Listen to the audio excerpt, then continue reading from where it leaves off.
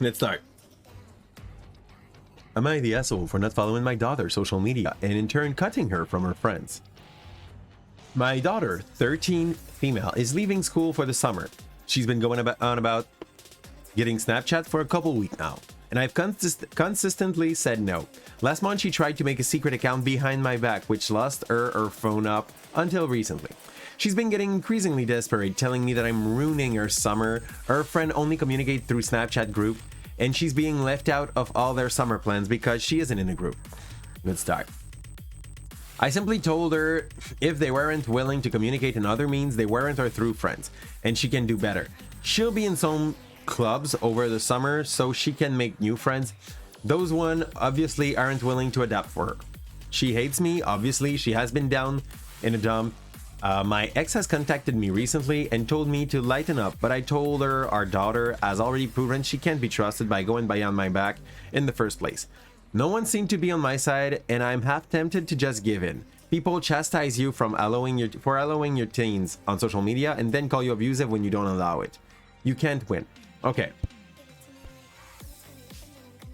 It's complicated. There's no hassle in the situation at the moment. It's just like someone that is not understanding the situation. Okay? So, social media are not accessible before 13 for a very good reason, and should be probably prohibited for longer, knowing what they do on our brain. 13 technically is the age at which you're supposed to be able to go on those. We'll be honest, every study that we have that shows the effect of social media on younglings shows that it's already a problem. Like, it's gonna still be a problem if you give that to anyone that is not yet an adult. It's gonna sound stupid. I teach internet safety in my school, and like at 13, they are not yet. There's two reasons for which it's problematic. Okay. They are not yet at that age where they understand the risk of having a simulacrum of them. No, basically, like, from the moment you get access to the internet by yourself in the real world, you leave traces of what you're doing everywhere. Your data are being like compiled, and you do not know that they are. You are basically like building a second version of you on the internet that all the big companies, the big tech companies, are able to use for and against you. So, good example of that. If we go on my TikTok at the moment, my TikTok has been curated for me. I get a lot of gaming stuff. I get a lot of politic stuff, and we can see in the stuff that I get from TikTok that is that I'm from, like, I'm a leftist in my way of thinking politics. Okay, if I show you my TikTok, this is what you're gonna get out of it.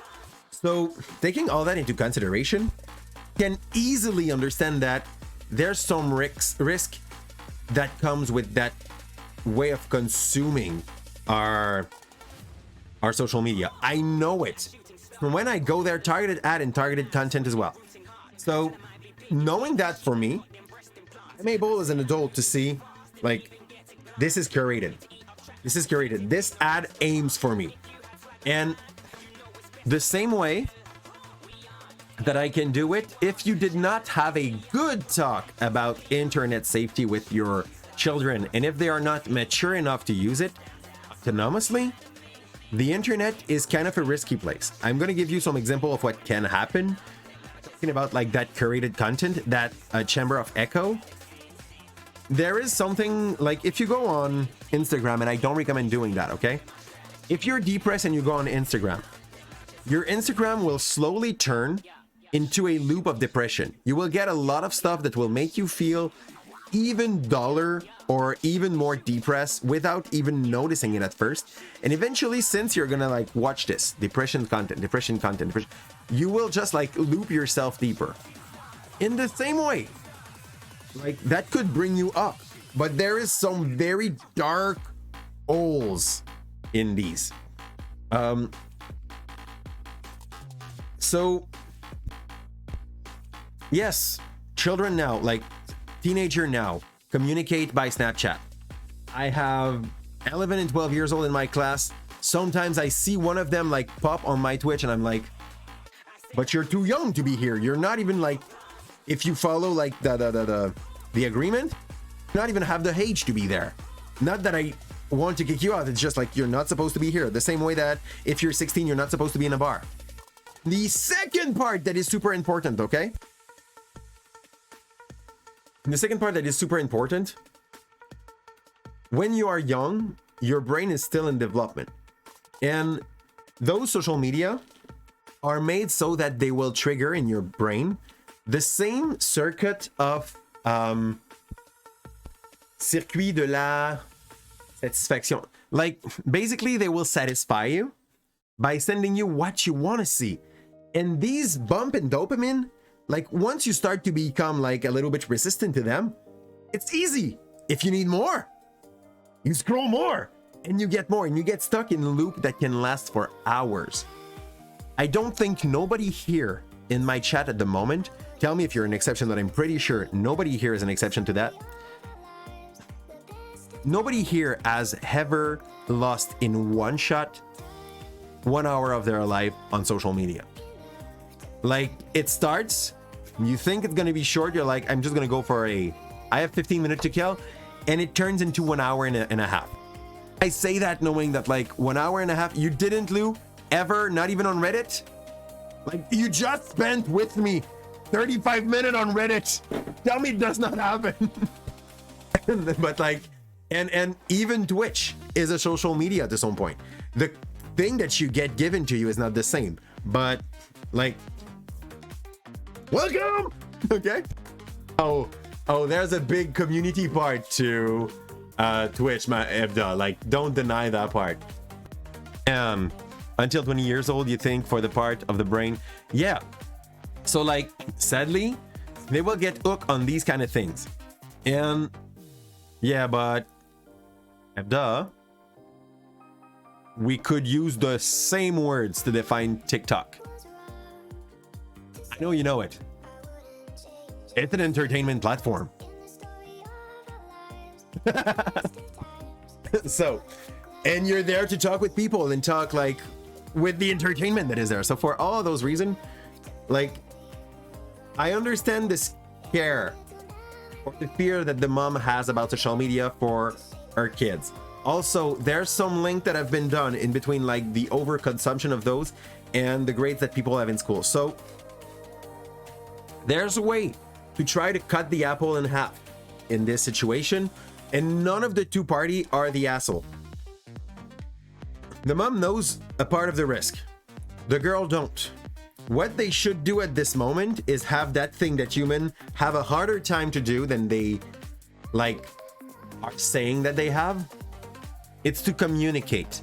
Both should just sit around a table and talk in between themselves. Like, she could explain the risk. The girl could understand. And once the talk happened, okay? Once the talk happened, you set up some rules together to try to make it fit well. Me and a friend, 3-4. What you're talking about, Mizoku? Oh, for Monster Hunter.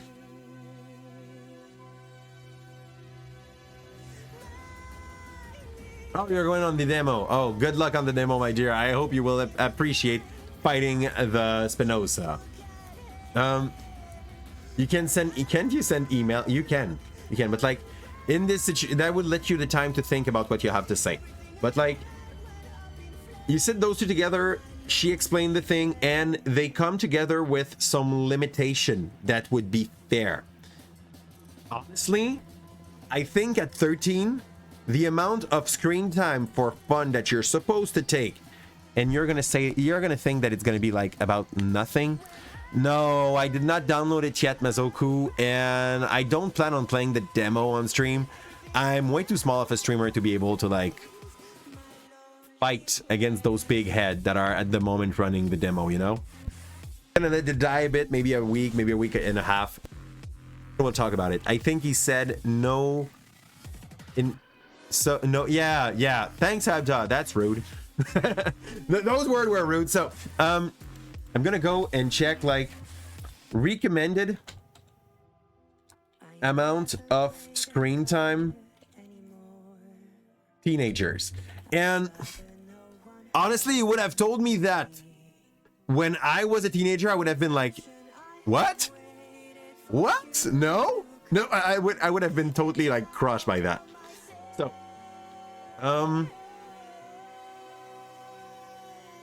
where are the numbers?